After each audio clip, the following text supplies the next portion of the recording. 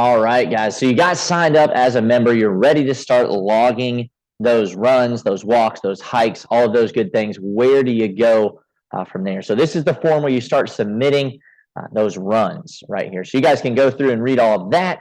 But what we're going to do today is go over the required fields, some that aren't required, and then maybe some looking towards the future on that one. We got to obviously know who you are. You want to select your name from the drop-down menu. That should populate after you've gotten signed up as a member. We got to get the date right. You want to put that in there. The information, you want to make sure that that information that you're giving the form is accurate. So on the back end, on the Data Studio report, when you go to look at this thing, you know exactly what you're looking at, how your progress is being made over time. So we want to give this the most accurate information that we possibly can. And that really starts with the date on that one. Now, the zip code, you don't have to put in the zip code. I do think looking towards the future, that'll be a really cool opportunity to see where all of the runs were completed over the course of a year, 2 years. They're really going to add up, and we can do some really cool things with visually mapping those runs out. Now, you don't have to put that in there. It is up to you if you want to share that information. Running surface,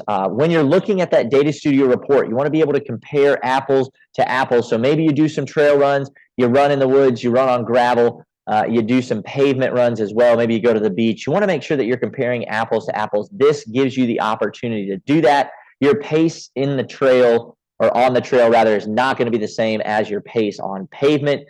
So make sure you're looking at that and giving it, again, accurate information. Was this a run? Was this a hike? Was this a ruck? Walk? What was this? Again, comparing apples to apples, giving it the best information so you can filter out and see how your progress has gone over the course of 90 days, a year, whatever that looks like for you.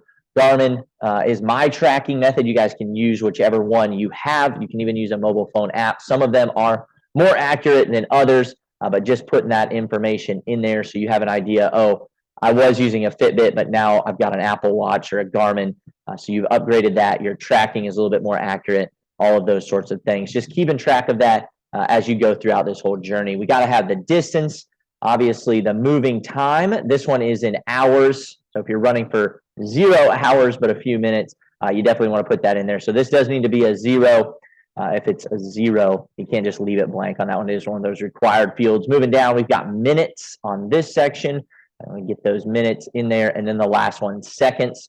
Now, this entire second page is optional. You don't have to fill out any of this. So if you wanted to submit, you could scroll all the way to the bottom, click that submit button right there. But again, looking towards the future as you progress, do you want to add a weighted vest? Are you doing some hiking where you're training for something where you need a pack? You want to add a little bit of weight to that. You do want to keep track of that kind of thing. So you know, hey, I've knocked out 10 of these 15-pound pack hikes in the last 60 days. I feel more equipped to take on that next challenge, whether that's a camping trip, a hiking trip, whatever you have coming up. But a great way to keep track of that is using that feature right there. You can keep track of your average heart rate. Now, I don't have any of the Data Studio reports built out using the heart rate information just yet, but it will be something cool in the future where you can see your distances, your pace, and then your heart rate. And hopefully, as you're running, you're keeping your distance the same, you're increasing or keeping your pace the same, but you're seeing your average heart rate go down. That's a good indication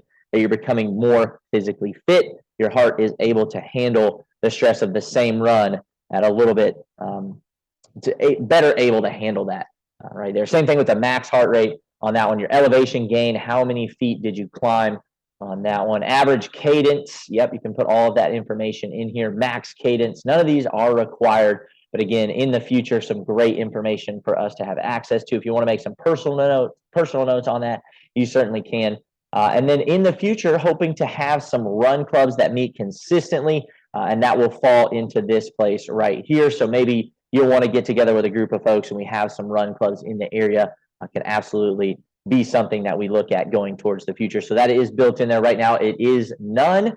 And then another one, did this run begin or end at a partner's location? So maybe it's not a run club, but you decided, hey, I'm going to go out to Oak City Brewing and get me a run in. I'm going to start and end here, and then I'm going to have a beer afterwards. Absolutely can do that, and hopefully that will live right here in this section. We'll be able to keep track of all of those, shout them out for being such a great partner for us, and let them know how many miles we've run from their location over the years.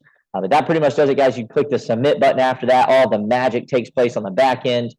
You'll see those Data Studio reports coming up next. If you have any questions about that, feel free to reach out to me via email. We'll get back to you as quick as I can on those. So thanks for watching.